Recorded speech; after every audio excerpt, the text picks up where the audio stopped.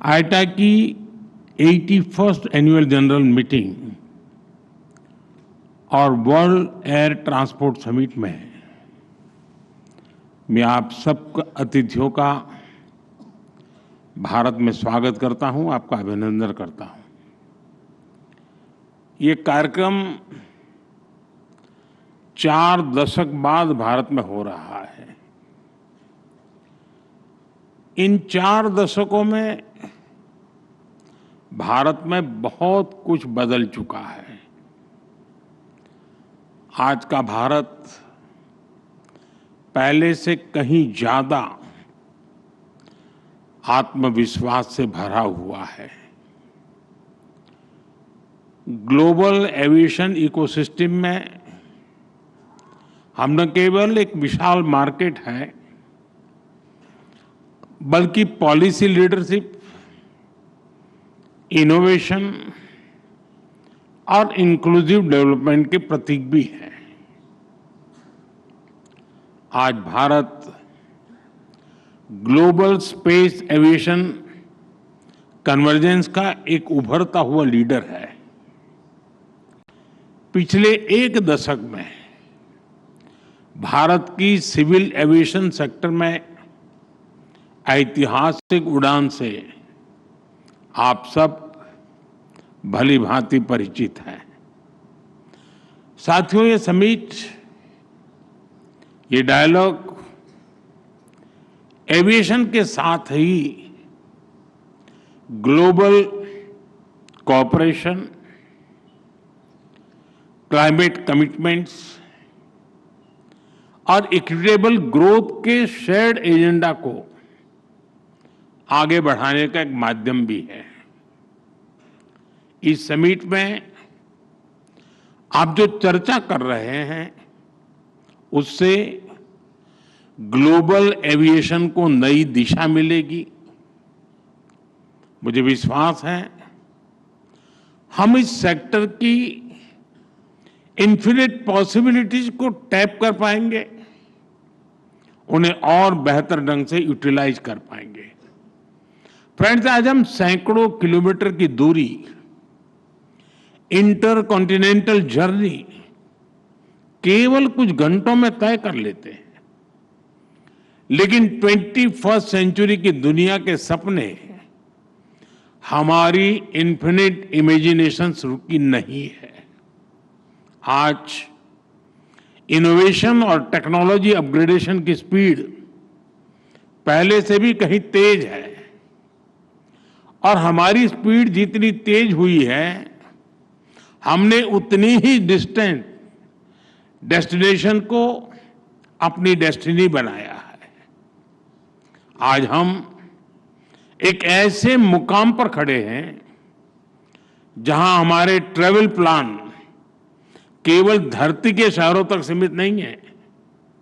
इंसान आज space flights और इंटरप्लेनेटरी यात्राओं को भी कमर्शलाइज करने, उसे सिविल एविएशन के लिए खोलने के सपने देख रहा है। ये बात सही है कि इसमें अभी समय है, लेकिन ये बताता है कि आने वाले समय में एविएशन सेक्टर कितने बड़े ट्रांसफॉर्मेशन और इनोवेशन का केंद्र बनने वाला है। भारत इन सभी संभावनाओं के लिए तैयार है। मैं इसका आधार भारत में 3 मजबूत पिलर्स के कारण बता रहा हूं। पहला, भारत के पास मार्केट है। ये मार्केट मात्र कंज्यूमर्स का समूह नहीं है, ये भारत की एस्पिरेशनल सोसाइटी का प्रतिबिंब है। दूसरा, टेक्नोलॉजी और इनोवेशन के लिए हमारे पास डेमोग्राफी और टैलेंट है। हमारे युवा नए दौर के इनोवेटर्स हैं, जो आर्टिफिशियल इंटेलिजेंस, रोबोटिक्स और क्लीन एनर्जी जैसे क्षेत्रों में ब्रेक थ्रू ला रहे हैं। तीसरा, हमारे यहां इंडस्ट्री के लिए ओपन और सपोर्टिव पॉलिसी इकोसिस्टम है। इन तीनों सामर्थ्य के दम पर हमें मिलकर भारत के एविएशन सेक्टर को नई ऊंचाई पर लेकर जाना है। फ्रेंड्स, बीते वर्षों में भारत ने सिविल एविएशन के क्षेत्र में एक अभूतपूर्व परिवर्तन देखा है। आज भारत दुनिया का तीसरा सबसे बड़ा डोमेस्टिक एविएशन मार्केट है। हमारी उड़ान योजना की सक्सेस इंडियन सिविल एविएशन का एक गोल्डन चैप्टर है।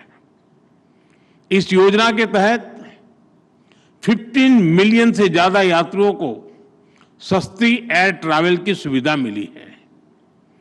कई नागरिक पहली बार हवाई सफर कर पाए हैं। हमारी एयरलाइंस भी लगातार डबल डिजिट ग्रोथ हासिल कर रही है।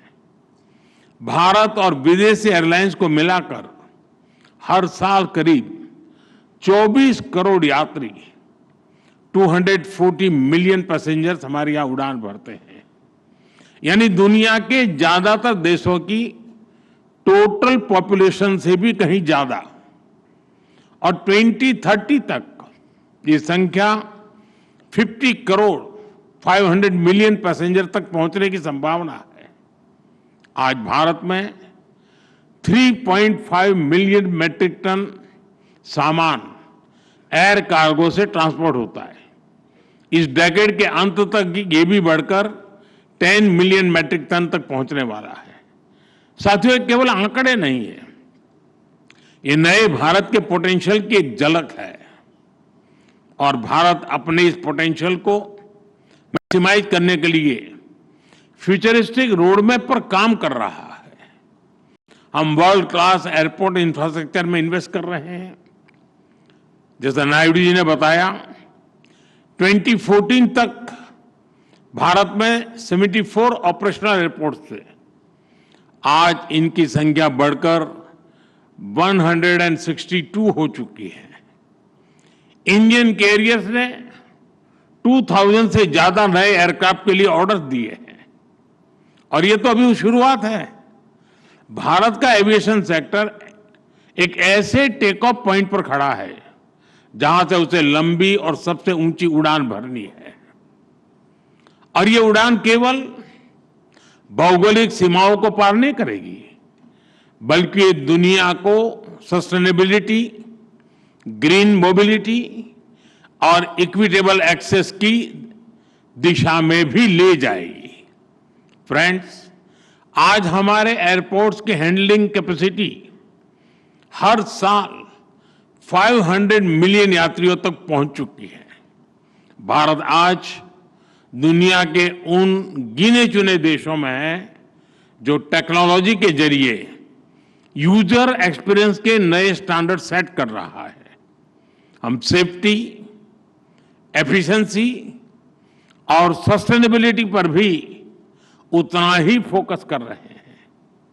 हम सस्टेनेबल एविएशन फ्यूल्स की ओर बढ़ रहे हैं, ग्रीन टेक्नोलॉजीज में निवेश कर रहे हैं, कार्बन फुटप्रिंट्स घटा रहे हैं। हम प्रोग्रेस और प्लेनेट की सुरक्षा दोनों सुनिश्चित कर रहे हैं। साथियों, ये हमारे जो विदेशी अतिथि हैं, मेरा उनसे आग्रह है कि आप डीजी यात्रा ऐप के बारे में जरूर जानिएगा। डीजी यात्रा ऐप डिजिटल एविएशन का एक उदाहरण है। ये फेशियल वेरिफिकेशन टेक्नोलॉजी के माध्यम से एयरपोर्ट एंट्री से लेकर बोर्डिंग गेट तक सीमलेस यात्रा का कंप्लीट सॉल्यूशन है। कहीं कोई पेपर, डॉक्यूमेंट्स, आईडी दिखाने की जरूरत नहीं। मैं समझता हूं भारत के ये इनोवेशंस इतनी बड़ी पॉपुलेशन को बेहतर सर्विसेज देने के एक एक्सपीरियंस से ये कई देशों के काम आ सकता है। यह सिक्योर और स्मार्ट सॉल्यूशन का एक ऐसा मॉडल है जो ग्लोबल साउथ के लिए भी प्रेरणा बन सकता है।